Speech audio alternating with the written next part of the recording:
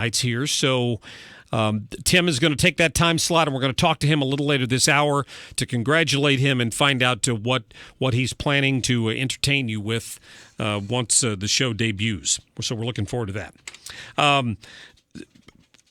They got new jobs numbers out today. That's something else we can talk about as well. A lot of people were surprised by that. I think the numbers were stronger than they expected.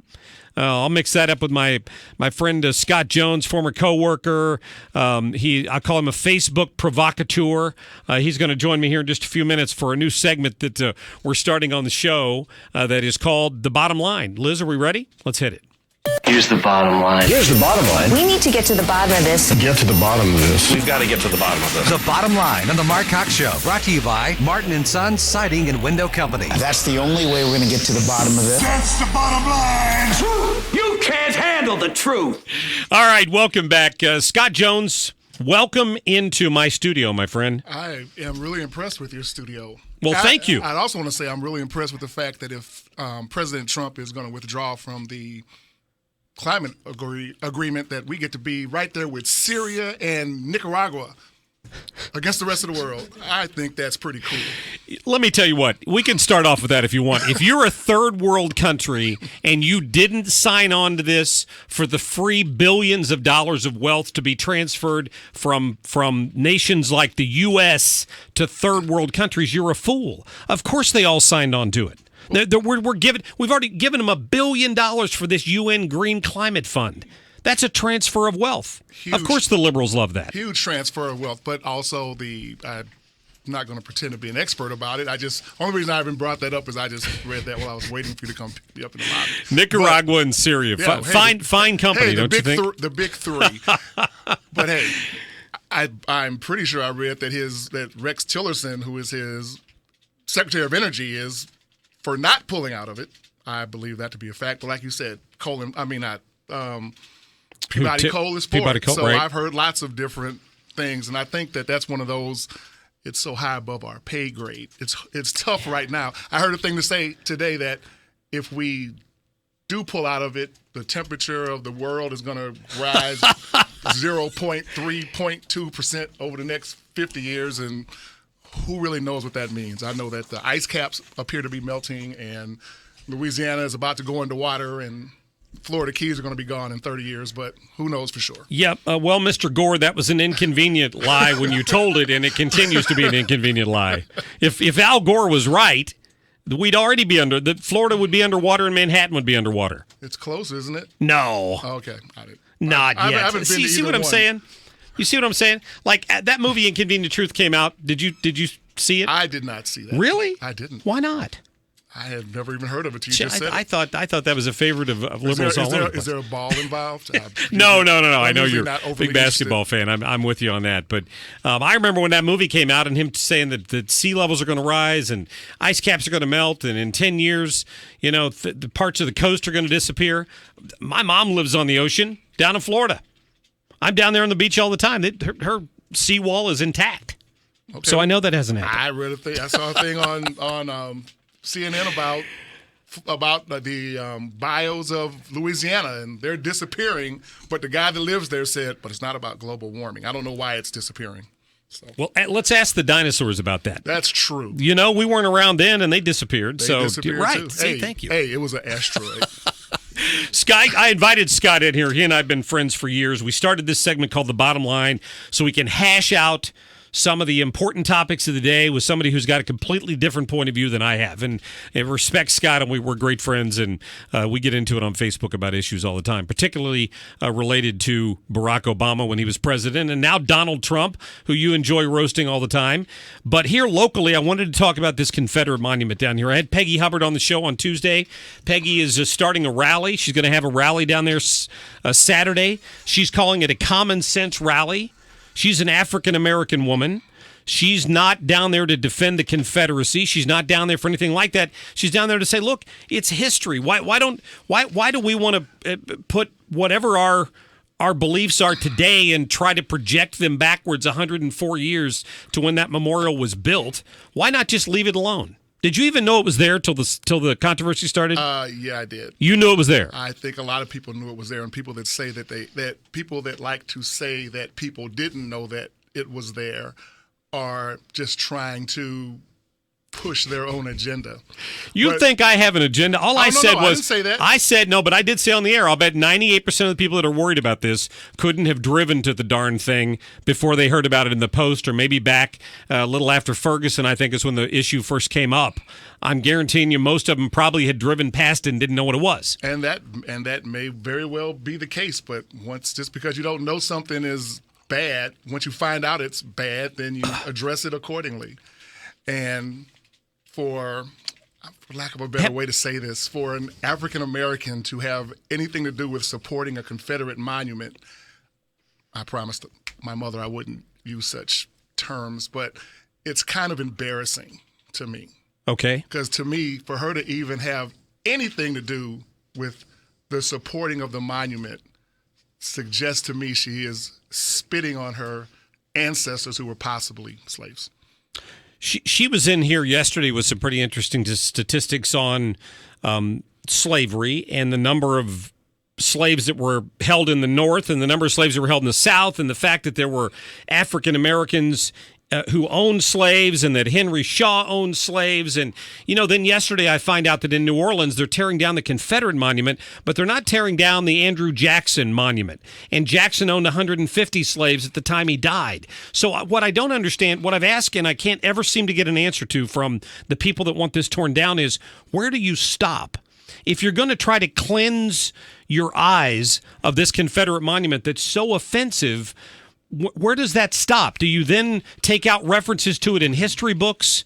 Do you shut down? Absolutely. Do you absolutely try to whitewash history? Do you shut down Civil War battlefields? I mean, you can't act like this thing didn't happen. Well, again, that's kind of to me. That's kind of apples and oranges. If you were to, I had to have some of these things put to me in different ways. Men are victims of their times. George Washington owned slaves. Sure. Woodrow Wilson was a by all accounts a wonderful president that led us into World War I and helped to save the world. But guess what? He changed laws and made Jim Crow fashionable in the public service thing. So guess what? Do you want to get rid of Woodrow Wilson? He was a guy of his times. That's just how people thought. And Andrew Jackson, yeah, he killed millions of Indians, thousands of Indians. But guess what? War of 1812, he helped win that war and kept England out of our country. So again, you can't whitewash history, but you can go directly to events that could have torn the country apart, like the Civil War, and to act like, okay, 1/10 of 1% of every slave owner was black. So when people say, oh, well, black people were slaves, well, guess what? Owned slaves. Well, guess what?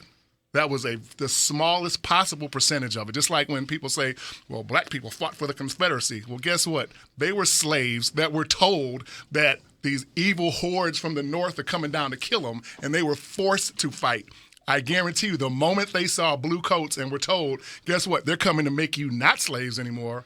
I guarantee you they threw their guns down and broke ranks. So let me ask you this. Let's assume that Mayor Cruson rides to the rescue, and 3 weeks from now, the Confederate monument has been pulled out of the ground and hidden from sight. How does that improve the situation for anyone? It's not really a matter of it's a psychological thing. It's just a minor, tiny baby step. Does it really matter?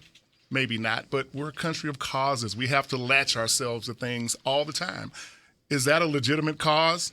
I guess if you ever had to feel the breath of slavery, if you ever had to deal with the repercussions of slavery that continue to this very moment, you would look at that as saying, yes, that's probably offensive and needs to go.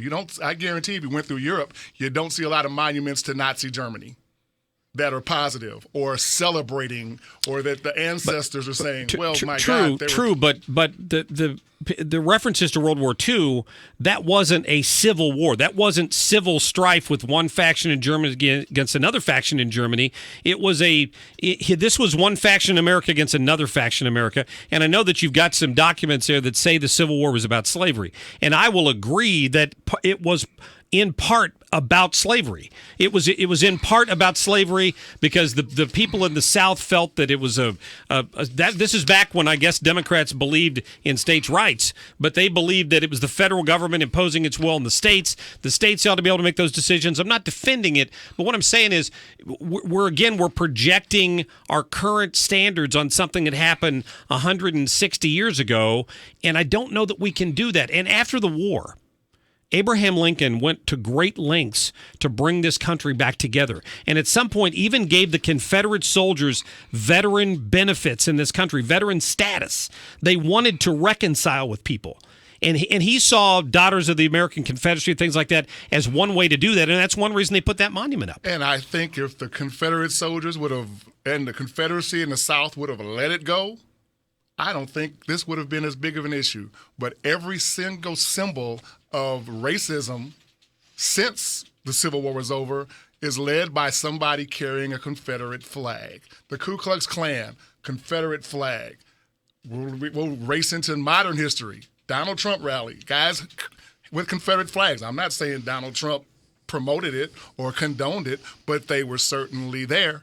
So that flag and that war has had repercussions that last to this day that are affecting everything. I'm going to read you a quote. You say that it may or may not be about slavery. I wasn't going to go here, but I have to.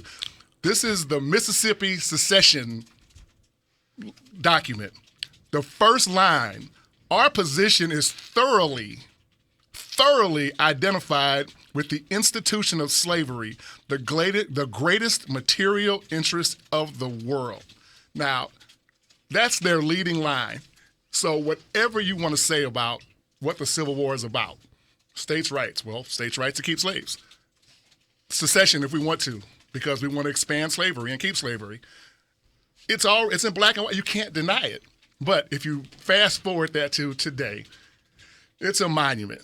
Did people die? Were they Americans? Are the people whose ancestors died that don't look at it like that, except that was my great-grandpa Michael that got killed at Gettysburg? Well, guess what? Regardless of what the cause of the war or what it was about, that was still his great-grandpa Michael. So I think those kind of monuments should be in a Jefferson Memorial, into somewhere. I'm not a fan of tearing anything down. I'm not a fan of boycotts. So you would agree with if it gets moved, it should be put somewhere else so that in a historical setting where people can see it? Absolutely, because it is history. And okay. If you forget history, you're going to repeat it. I think it should be taught. I mean, there are people that sit there and try to say that the Civil War should be called the War of Northern Aggression. Well, guess what? That's somebody that's trying to reinvent No, history. That's somebody who lives in South Carolina because I met him one time and I lived down there. I did. Hey, that's the bottom line. Scott Jones, thanks so much. I didn't mean to rant, but I appreciate the opportunity to talk about it. That's what it's about. I want to let people get in here and tell the other side of the story and how they feel about it. We didn't even get to talk about guns. We'll do that I know. next time. We'll do that next time. All right. We'll have Scott on again in a few weeks here for the segment. All right. Let me get to a quick break. We're hoping to go live to the Rose Garden when the president makes this announcement on the climate agreement. We'll be right back. Disgrace, kicking your can all over the place, singing, we will rock you. The Mark Cox Show on FM News Talk 97.1, 98.7, AM 1490, and